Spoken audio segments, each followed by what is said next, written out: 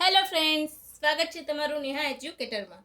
આજે આપણે શીખીશું સંધિનો ભાગ 2. એના માટે તમારે આ કોઠો યાદ રાખવો પડશે. અઘોષ વ્યંજન, ઘોષ વ્યંજન, નાસિક્ય વ્યંજન. ઘોષ વ્યંજનમાં 2 ભાગ પડે છે, અલ્પપ્રાણ વ્યંજન અને મહાપ્રાણ વ્યંજન. ઘોષ વ્યંજનમાં પણ 2 ભાગ પડે છે, અલ્પપ્રાણ વ્યંજન અને મહાપ્રાણ વ્યંજન. અલ્પપ્રાણ વ્યંજનમાં ક, ચ, ટ, ત, પ. મહાપ્રાણ વ્યંજન ખ, છ, ઠ, થ, ફ. અલ્પપ્રાણ ગ, જ, ડ, ધ, બ. મહાપ્રાણ ઘ, જ, ઢ, ત, ભ. એટલે કે આપણે વધારે પ્રાણવાયુની જરૂર પડે છે, એને મહાપ્રાણ કહેવાય. સમજાયું? તો આ ક્યારે કામમાં આવે છે? જ્યારે ક વર્ગની ખોડા અક્ષરોવાળી સંધિ પૂછાય છે ત્યારે આ કામમાં આવે છે. ખોડો ક વત્તા ગ બરાબર દ.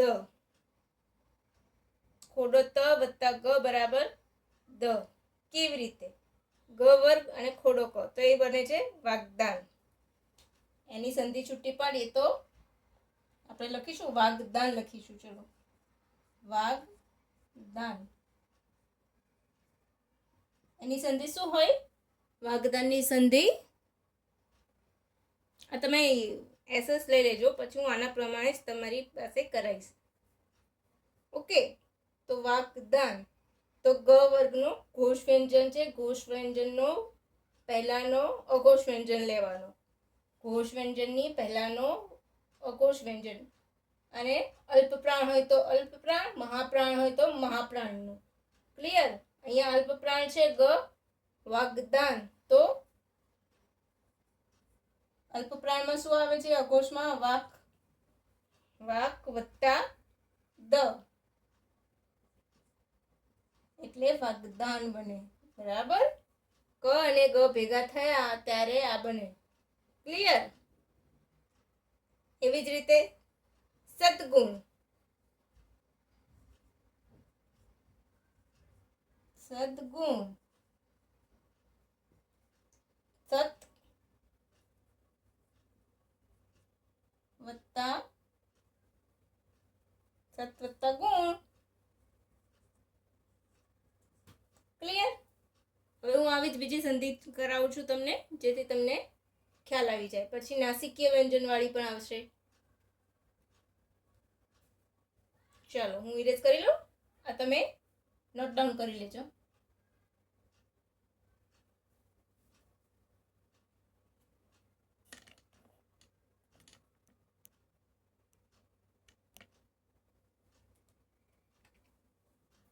ક્લિયર? હવે દેખાયું ને?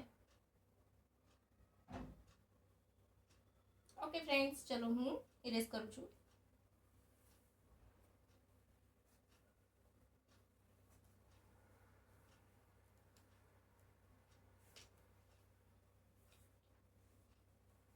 ઓકે, હવે આપણે એવી જ સંધિ જોઈશું. સંપત્તિ. સંપત્તિ. સંપત્તિ. તો જેમ કે મેં ત કરાય તો ત વર્ગનો, તો અહીંયા દ વર્ગ આવશે. રાઈટ? તો કેવી રીતે છૂટી પાડીશું? સંપદ વત્તા તી. આ મોસ્ટ આઈએમપી છે. ઉત્પત્તિ. ઉત્પત્તિ. તો જ્યારે ત વર્ગ વાળા આવતા હોય તો મોટા ભાગે ખોડો દ જ આવશે. ઓકે? ઉદ્દ વત્તા પતિ.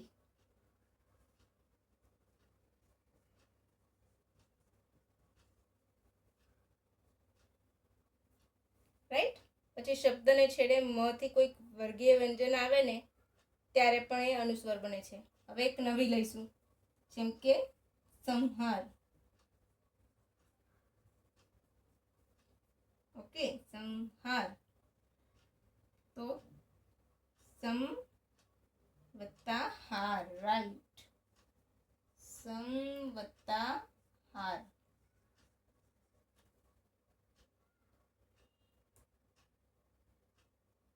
પછી સંદેશ, તો સમ વત્તા દેશ. આ બધી આઈએમપી છે, લખતા રહેજો. સંદેશ. તો સમ વત્તા દેશ. જ્યારે કે આ મ હોય ને, મ અનુસ્વાર બની જાય.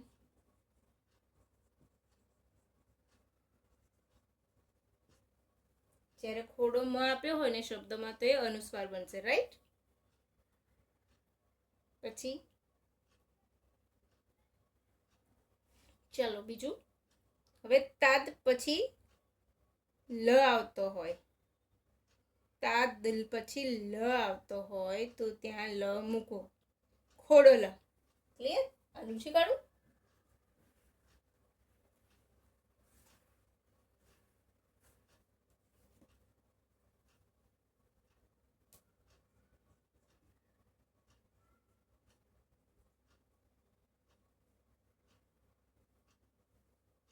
જ્યારે તમે સંધિ જોડો આપ્યો છે ને ત્યારે આ ખૂબ ઉપયોગી થશે.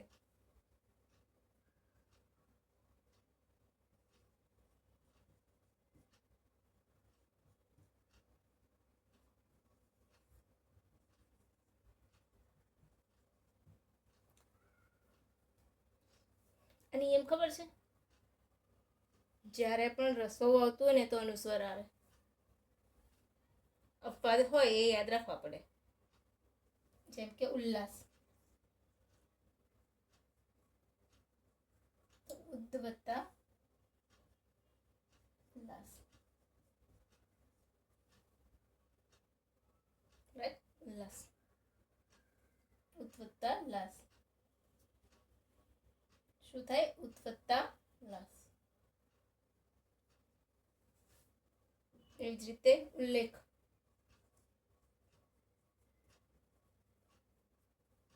તો ઉદ્ધ વત્તા લેખ, ઉદ્ધ વત્તા લેખ. ક્લિયર? પછી એકલો ત,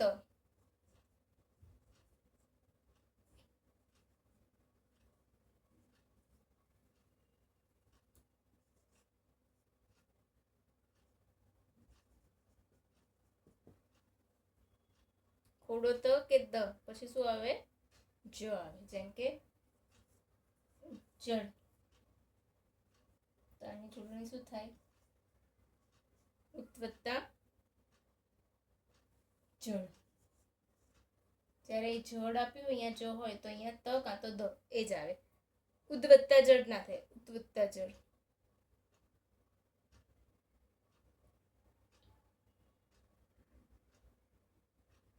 ક્લિયર? પછી હસ્વ પછી છ આવે તો ચ અને છ. આ લખી લો એટલે હું કરાવું. કરી લો વિશે ઇરેઝ.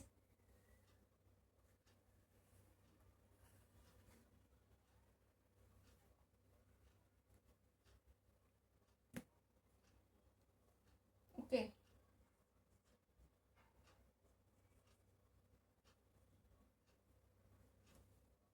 હસ્વ પછી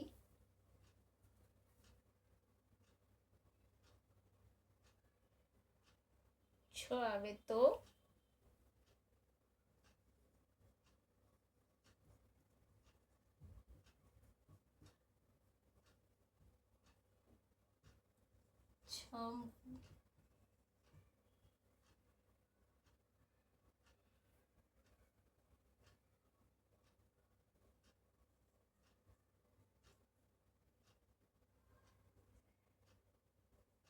માતૃછાયા,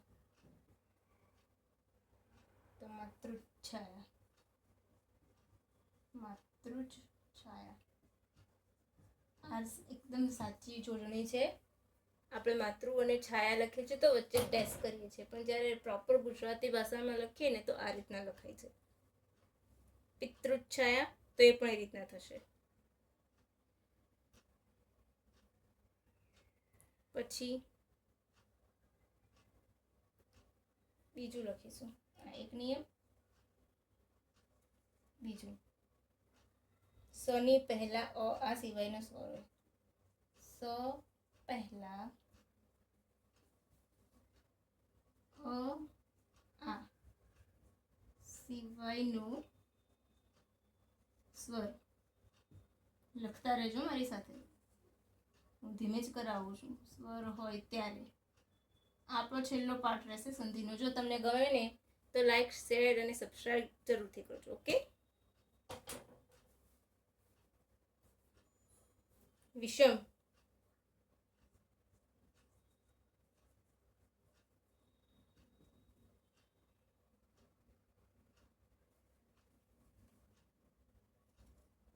એમાં શો ન થાય. આ જે આ સનો છે ને, આ સનો આ શ થઈ જાય.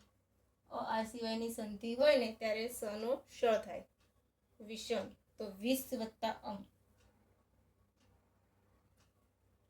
20 વત્તા સમ.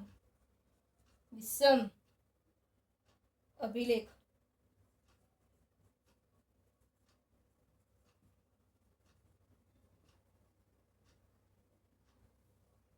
તો અભિલેખ તો અભિ વત્તા શેખ, અભિષેક, સોરી, અભિલેખ તો અભિ વત્તા લેખ થઈ જશે. અભિષેક.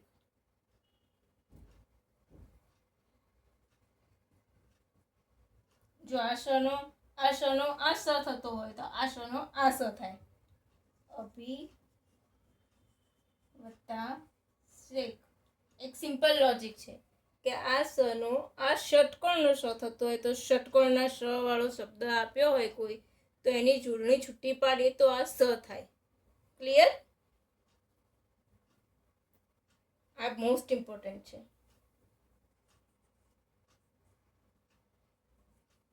યુધિષ્ઠિર, તો યુધિ વત્તા સ્થિર.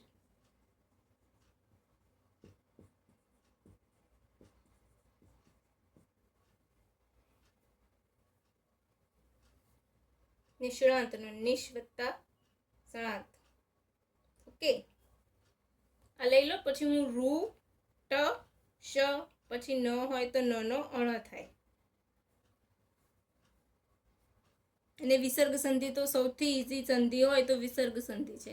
એ હું તમને ફક્ત લખાઈ દઈશ કે આવી રીતના પૂછાય છે તો આનું શું થાય. ઓકે. ઇરેઝ કરી લઉં ને?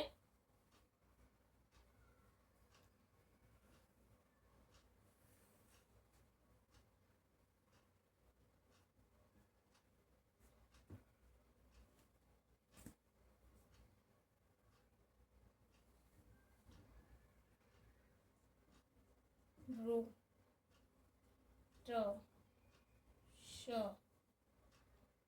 પછી શું આવે?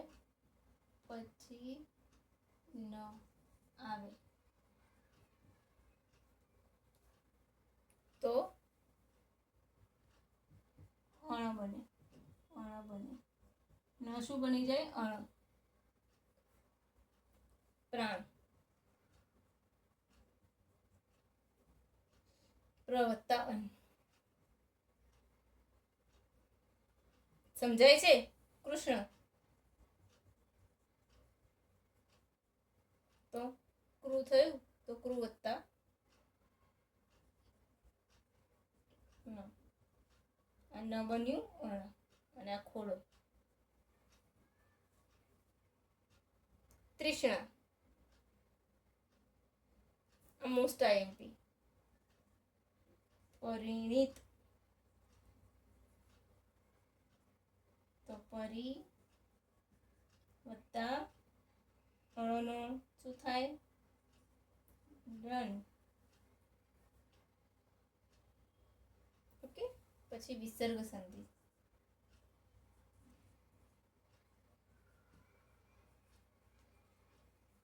વિસર્ગ એટલે રાઈટ. વિસર્ગ એટલે જેમ કે મનોરથ.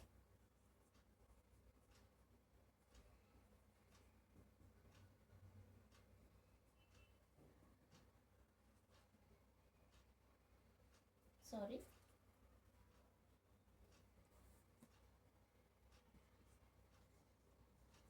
મનોરથ. સરોવર.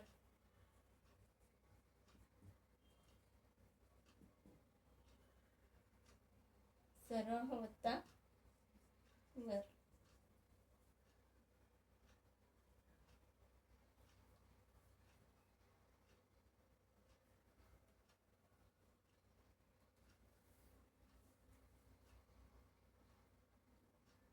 હવે અહીંયા આપણે એમ લખીશું કે વિસર્ગની પછી કે પહેલા કોઈ ઘોષ વ્યંજન આવે, એમ લખી દઉં છું.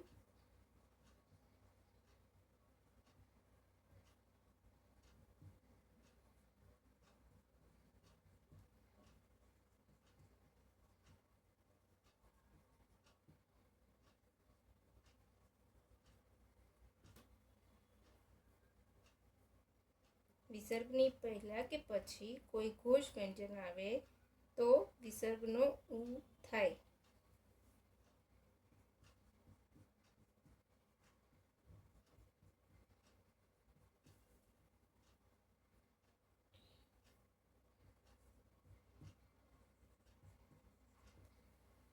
ઓકે, અ વત્તા ઉ ઓ. તો અહીંયા લખીએ અ વત્તા ઉ ઓ. તો આ જે જોડણી જોઈએ આપણે, આ શું છે? આ. ક્લિયર?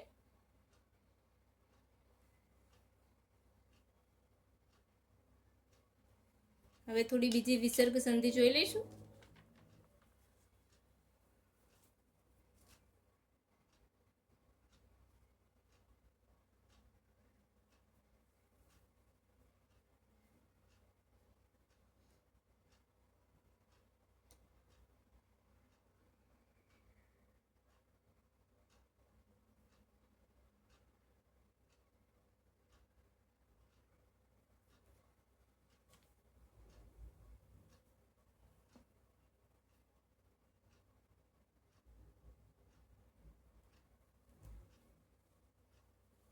એક નિયમ વિસર્ગનો ને આ બીજો. વિસર્ગ પછી શ સ સ શ આ ક્રમમાં જાય. શ હોય તો તે કાયમ રહે છે. ક્લિયર? જેમ કે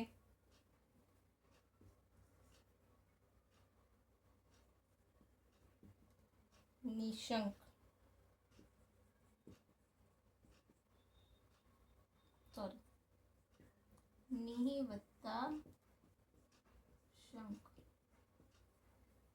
ક્લિયર? દુઃખ પછી દુષ્ટ.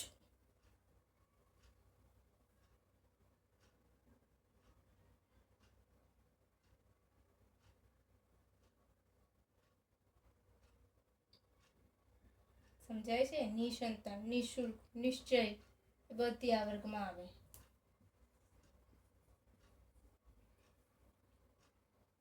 નિશ્વાસ. ડન?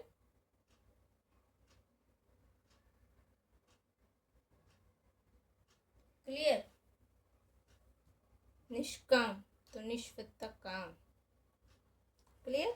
તો આજના માટે આપણે આટલું જ રાખીશું. કાલે હું તમારા માટે લઈને આવીશ નામયોગી, કે નામ પછી નામયોગી કોને કહેવાય છે અને કેટલા પ્રકાર છે નામયોગીના.